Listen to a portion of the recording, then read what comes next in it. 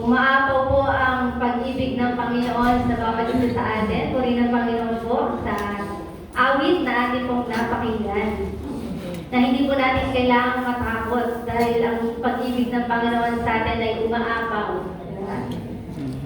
Happy Sabbath! Sabbath. Praise the Lord! Praise the Lord. Hallelujah! Amen. Okay. Play na. Pinupuri ko ang Panginoon at muli po ay nandito po ako sa inyong harapan. Dito po ay isang pagpapala sa akin.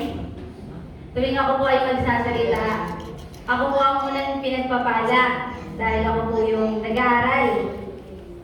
At ibinabahagi ko po sa inyo yung pagpapala na ipinagkaloob po sa akin ng Panginoon. Kaya po rin ang Panginoon kapag kayo po ay inatasan, kayo po ay manalangin, kumanta, mag-speaker, kayo po ay unang nabibless. Kayo ay pinagpapala.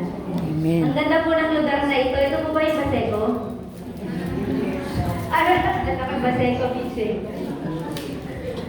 Ang ating pong pag-aaral ng salita ng ating Panginoon ay may pinamagatan pong your priority will determine your destiny. Kung ano yung inuuna natin, siya rin pong ating patutunguhan.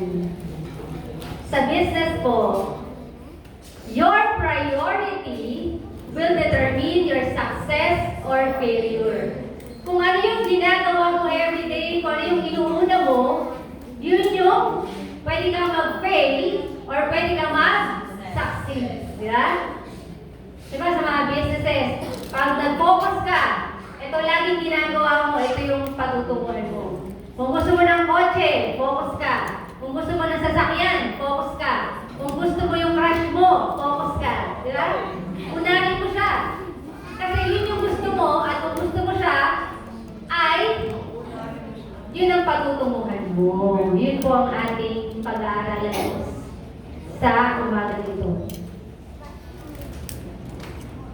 Your priority will determine your destiny. Tayo kayo manalangin. Dakila po namin Diyos na makapangyarihan sa lahat.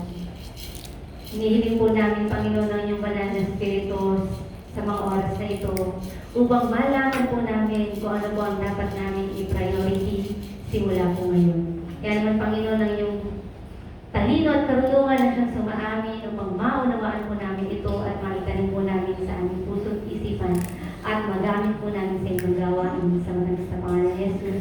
Amen. Okay.